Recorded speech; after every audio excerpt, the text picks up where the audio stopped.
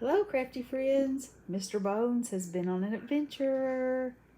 This time, he went to the kitchen and he found himself a whisk and he jumped in and he stored his tools in his ribs.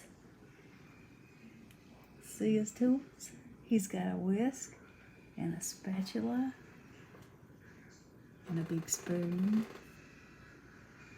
And he's holding onto the whisk, and the whisk is sitting in a rusty canning lid. And he has a banner across his feet that says, "You were all I need." Get it? And there's a cat, and on his rolling pin there's a little spider. And there's some paper flowers that I made, and a little poof. And then I wrapped the handle of the whisk in all kinds of fabulous Halloween ribbon.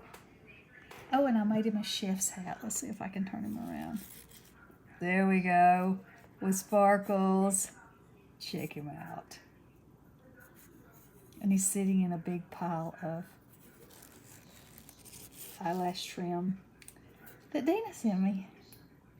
What do y'all think about him? Is he having fun? I've laughed all day at this thing. Okay, there's Mr. Bones. You never know where he'll show up next.